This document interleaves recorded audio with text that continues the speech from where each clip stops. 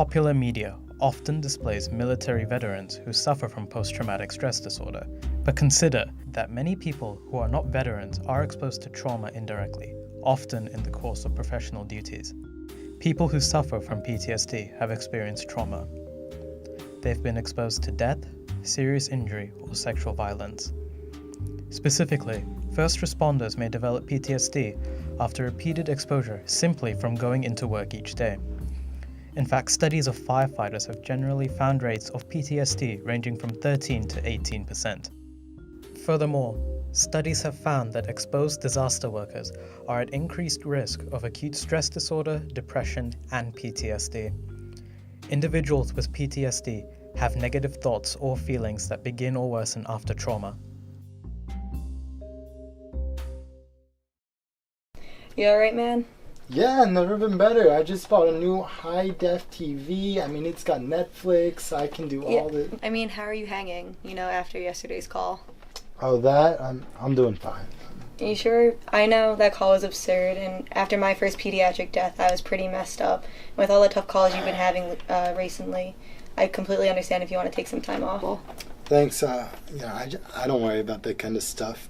For patients with PTSD, traumatic events are persistently re-experienced, and trauma-related arousal and reactivity is worsened after the trauma. Furthermore, nightmares, insomnia, and sleep apnea reduce sleep quality and/or quantity, resulting in poor concentration, irritability, and impaired emotional coping. Poor sleep often leads to the development of depressive and other anxiety disorders. Suicide and suicidal behavior have also been found to be increased among PTSD patients. Hey, I know the last few months have been difficult, and I just want to let you know that I'm here for you. I never told you this, but I suffer from PTSD, and I've seen a lot of my old behaviors in you. Recently, I've engaged in exposure therapy, and it's really changed my life. You wouldn't believe it. Hi, how are you doing today? Doing okay. Yeah? Yeah. Okay, so first of all, I just want to say that I'm really glad that you decided to try exposure therapy.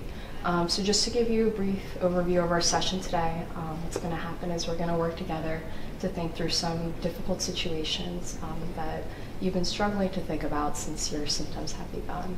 Does that sound okay? Yeah, let's try it. Okay. Yeah.